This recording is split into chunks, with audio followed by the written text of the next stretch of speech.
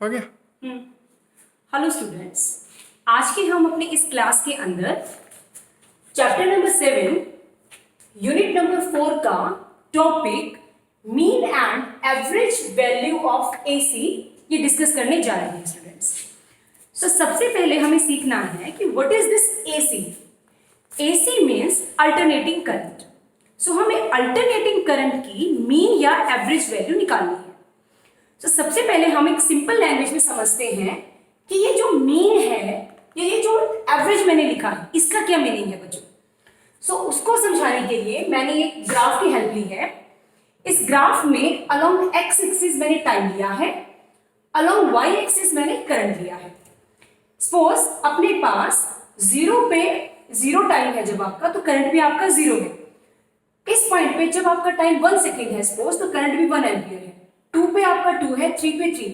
सो ये आपके पास एक ग्राफ हमारा आता है टाइम वर्सेस करंट का। सो अब अगर मुझे कोई बोले कि आप इसका एवरेज निकाल के दिखाएं, सो एवरेज को कैसे करेंगे बेटा। सपोज इसकी वैल्यू यहाँ पे 1 है, 2 है, ये 3 है, ये 2 है।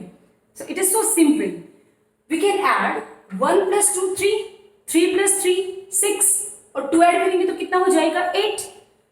अब 8 को अगर आप 4 से डिवाइड करते हैं देन योर आंसर इज 2। तो that means 2 ampere is the mean और average of this complete cycle. ठीक है, अब इस चीज को थोड़ा और सिंप्लीफाई करके मैं आपको बताना चाहती हूं। आप यहां देखें, मैंने एक और ग्राफ प्लॉट किया है। ठीक है, इस ग्राफ में मैंने क्या किया, ये वाला जो ग्राफ था, इस ग्राफ को अगर मैं आपको रिप्रेजेंट करना चाहूंगी तो ये ऊपर वाला पार्ट है, मैंने इसको थोड़ा शेडेड किया है। ऊपर वाला पार्ट अगर मैं इसको इस जगह पे फिट कर दूं, अगर मैं इस ऊपर वाले पार्ट को उठा के इस जगह पे रख देती हूं, तो हमारे पास ये जो पूरा एरिया है मीन्स ओ ए बी और सी, तो ओ ए बी सी हमारे पास एक आ जाएगी रेक्टेंगल। अब अगर हम मैथमेटिकली इस कर्व का एरिया निकालते हैं और इस रेक्टेंगल का एरिया निकालते हैं, जब ये वाली साइड अगर हम यहां रख देते हैं तो ये वाला पार्ट आपका क्या हो जाएगा, डिस्प्लेस हो जाएगा यहां से। सो इस पार्ट का एरिया और इस पार्ट का एरिया दोनों हमारे सिमिलर आते हैं। So we can easily find out the area of this. अब ये एरिया का क्या मीनिंग है, अब यहाँ पे हम एरिया क्यों निकाल रहे हैं और इसके एरिया को इसके साथ क्यों कंपेयर कर रहे हैं बच्चों। सो डियर स्टूडेंट्स, मैथ्स के अंदर जैसे कुछ अपने डेफिनेट शेप्स होती हैं जिनका एरिया निकालने के लिए फॉर्मूला जो होता है वो बिल्कुल सिंपल होता है।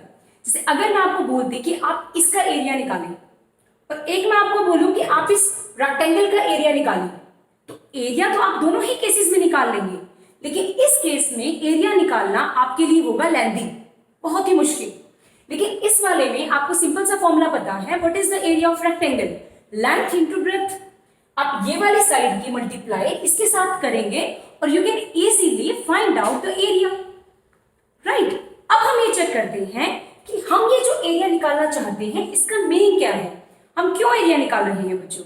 सो आप एक बार देख रहे हैं यहाँ पे, क्या हम ओम्स लॉ से जैसे हम V = IR लिखते हैं, वैसे ही 10th क्लास में एक हमारे पास चैप्टर था इलेक्ट्रिसिटी, वहां से हमने एक नया फॉर्मूला सीखा था करंट का, करंट = Q/T, राइट। सो उस रिलेशन से क्या हम Q को आपका करंट इंटू T ऐसे लिख सकते हैं। करंट इंटू T का क्या मीनिंग है बेटा, करंट इंटू T का आप यहां देखें, O से लेके A तक ये आपका है टाइम, O से लेके C या A से लेके B ये एक्सिस आपका है करंट। दैट मीन्स अगर करंट को टाइम से मल्टीप्लाई करते हैं सो इस एरिया का क्या आ जाएगा, मतलब इस पर्टिकुलर जो आपके पास रीजन है इसका एरिया आ जाएगा, और ये एरिया आपको क्या देता है, चार्ज। तो हमें अगर आपका ग्राफ करंट और टाइम के बीच में प्लॉट है तो हमें यहां से क्या मिलता है, इस ग्राफ से क्या मिल रहा है, charge. So that is important. और इंपॉर्टेंट क्या है कि हम जो ये मीन निकालना चाहते हैं, एवरेज निकालना चाहते हैं किसका, एसी का। सो इसके थ्रू हमारा मेन पर्पज रहेगा चार्ज निकालना। अब कुछ क्वेश्चन किसी बच्चे के माइंड में भी क्वेश्चन आया होगा कि मैं चार्ज के बारे में क्यों बात कर रही हैं, हम तो मीन की बात कर रहे थे एसी के बारे में, तो ये चार्ज कहां से आ गया। सो मैं आपको स्टेप वाइज समझा रही हूँ मेरे प्यारे बच्चों कि फर्स्टली हम निकालेंगे चार्ज, अगले पार्ट में मैं आपको बताऊंगी कि वो चार्ज हमारी कैसे मीन निकालने में हेल्प कर रहा है। सो अब आपको ये ग्राफिकल मेथड से आपको मीन निकालना और उस मीन से हमें मिलेगा क्या उसके बारे में पता चल गया होगा। अब आप नेक्स्ट देखें, क्योंकि हम बात कर रहे थे एसी की, आप इसके थ्रू अब एसी को थोड़ा सा कंपेयर करना। ठीक है, आपको क्या करना है, स्क्रीन पे आप देखिए प्यारे बच्चों, अगेन सेम लिया है मैंने, कुछ भी चेंज नहीं किया है। अलोंग एक्स एक्सिस हमारे पास टाइम है, अलोंग वाई एक्सिस हमारे पास करंट है। ये एसी की मैंने एक कंप्लीट साइकिल ली है। यहां पे टाइम 0 है, इस पॉइंट पे आपका टाइम t/2 है और इस पॉइंट पे आपका टाइम है t। अब डियर स्टूडेंट, अगर हम एसी की मीन या एवरेज वैल्यू निकाले कंप्लीट साइकिल की तो हमारा आंसर 0 आएगा। ऐसा क्यों? क्योंकि एसी के अंदर ये हाफ आपका पॉजिटिव है, ये उतना ही नेगेटिव है, मीन्स ये मैग्नीट्यूड में तो सेम है, डायरेक्शन में अपोजिट होने की वजह से कंप्लीट साइकिल का जो आपका मीन है वो 0 आता है। सो फिर हम क्या करें, हम इसकी हाफ साइकिल के लिए हमेशा मीन निकालते हैं। अभी जो बात मैंने बोली है ये मैंने आपको थ्योरेटिकल बोली है, लेकिन मैं आपको मैथमेटिकली प्रूफ करके दिखाऊंगी कि जब हम कंप्लीट साइकिल का एसी निकालते हैं, मतलब कंप्लीट एसी साइकिल का मीन निकालते हैं, तो हमारा आंसर 0 आएगा। सो ये हम इससे नेक्स्ट पार्ट में आपको करके दिखाएंगे जो मैंने अभी आपको बोला है।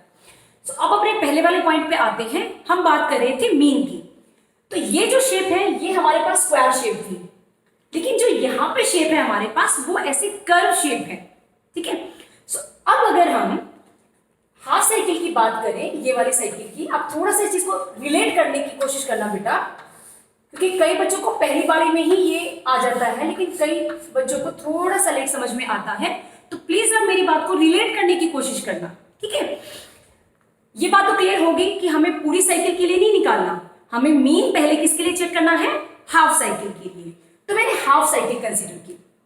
अब आपको रिलेट क्या करना है, रिलेट करना है इस फिगर के साथ में। यहां पे मैंने क्या बोला था कि अगर आप करंट वर्सेज टाइम एक्सिस जो आपका दे रखा है, ये इनके बीच का जो आपको गिवन आपको कर्व है उसका अगर आप एरिया निकालते हैं तो आपको चार्ज मिलेगा। तो मुझे यहां से निकालना है चार्ज, तो मुझे एरिया निकालना पड़ेगा किसका, ये हाफ साइकिल का। तो हाफ साइकिल का ठीक है मैं एरिया निकाल सकती हूं, लेकिन उसका प्रोसेस थोड़ा सा कॉम्प्लिकेट पड़ेगा। तो फिर क्यों ना हम इसका इजी वे निकाल लें। जैसे हमने इस कॉम्प्लिकेट सिचुएशन को रेक्टेंगुलर फॉर्म में कन्वर्ट करके इजी बना लिया था प्यारे बच्चों, वैसा ही क्या कुछ ऐसा हो सकता है, कुछ इस टाइप का कोई प्रोसेस है कि मैं ये वाली जो कर्व है इसको मैं थोड़ा सा इजी बना लूं ताकि मेरा एरिया आसानी से निकल जाए। राइट, सो उसको समझने के लिए प्यारे बच्चों मैं एक यहाँ पे एक लाइन ड्रॉ कर रही हूँ आर्बिट्रेरी। ठीक है, और मैंने एक ये लाइन ड्रॉ की। अब आप ध्यान से समझना है इस चीज को, ये जो एरिया है ये वाला और ये वाला पार्ट का एरिया, अगर मैं इसको भी कंसीडर करूं, ठीक है, तो आप एक बार देखना ओ, इसको अगर मान लो मैं सपोज क्या मान लेती हूँ एम, ये पॉइंट एन और ये पॉइंट को मान लेती हूँ मैं एस। तो क्या dear students, O M N S ये हमारे पास एक रेक्टेंगल ही बन जाएगा। यस, आपने बिल्कुल ठीक सुना और देखा, ये हमारे पास एक रेक्टेंगल बनेगा। और रेक्टेंगल का एरिया निकालना उतना ही इजी है जैसे हमारा इस केस में था। सो हम सिंपली क्या करेंगे, टाइम की मल्टीप्लाई कर देंगे इसके साथ और we can find out charge. लेकिन अभी कई बच्चों के माइंड में क्वेश्चन आएगा कि मैडम ये जो कर्व थी, आप एक बार प्लीज थोड़ा ध्यान से देखना, ये जो कर्व है, ठीक है, इस कर्व में ये वाला जो पार्ट है और ये वाला पार्ट है, अब जब हमने इसको ये लाइन लगाई तो ये जो पार्ट है ना आपका, जो आपका डिटेक्ट हो गया, ये आपका इधर कंसीडर हो जाएगा। तो कुल मिला के इस पूरी साइकिल का जो एरिया आएगा वो एरिया आपके इक्वल होगा जब आप इस रेक्टेंगल का एरिया को कंसीडर करोगे, क्योंकि ये जो अपर पार्ट हमने क्लिप किया है, आपका रिमूव किया है, ये पार्ट आपका यहाँ साइडों में शिफ्ट हो जाता है बेटा। और अगर हम एक्सपेरिमेंटली इसको मैथमेटिकली प्रूव करें तो ये जो एरिया और ये रेक्टेंगल का एरिया ये आपके बिल्कुल सेम आते हैं। आप कोई मैथमेटिकल टर्म यूज करके इसको ऐसे इजीली कर सकते हो। राइट, सो डियर स्टूडेंट, हमने इस टॉपिक से निकाल लिया चार्ज। अब भी लेकिन हमारा आंसर नहीं आया। आंसर तो क्या था, हमें निकालना था मीन और एवरेज, और हमारी गाड़ी कहाँ अटकी हुई है, चार्ज के ऊपर। तो मैडम बार बार चार्ज पे क्यों स्ट्रेस दिए जा रही है। राइट, तो क्वेश्चन है ये। तो क्वेश्चन आपको थोड़ा सा, आपको 0.00 समथिंग % समझ में आएगा अगर आप ये डेफिनेशन पढ़ेंगे एक बारी, कि मैं चार्ज पे फोकस क्यों की जा रही हूँ, राइट। सो आप यहां देखें एक बार, क्योंकि अभी सस्पेंस है टॉपिक में। The average value of AC over a half cycle, किसकी बात हो रही है, हाफ साइकिल की। इज दैट वैल्यू, आपकी वो वैल्यू होती है ऑफ स्टडी करंट, स्टडी मतलब constant current, that would send same amount of charge. देखो किस पे फोकस किया जा रहा है, जो सेम अमाउंट ऑफ चार्ज करे, चार्ज को सेम अमाउंट में सेंड करे, right, in same interval of time, मतलब टाइम भी सेम ले, that would be send by the DC in the same time. That means प्यारे बच्चों, अपने पास दो टाइप के करंट होते हैं, एक एसी करंट और एक डीसी करंट। तो आपकी ये जो डेफिनेशन है एवरेज की, ये बताना चाहती है कि एवरेज वैल्यू आपकी एसी की हाफ साइकिल में वो वैल्यू को बोला जाता है जो value equal amount of charge को सेंड करे। किस केस में, आपका एसी का केस है या डीसी का केस है, लेकिन कंडीशन है दो। नंबर वन, दोनों का टाइम सेम होना चाहिए और दोनों का करंट स्टडी होना चाहिए, मीन्स आपका कांस्टेंट करंट होना चाहिए और इक्वल इंटरवल ऑफ टाइम। अगर आप चेक करते हैं तो आपका एसी करंट भी, आपका डीसी करंट भी जिस वैल्यू पे सेम चार्ज को आपका सेंड करे सर्किट के अंदर, क्योंकि अगर आपका चार्ज मूव कर रहा है तभी तो करंट एग्जिस्ट करेगा ना।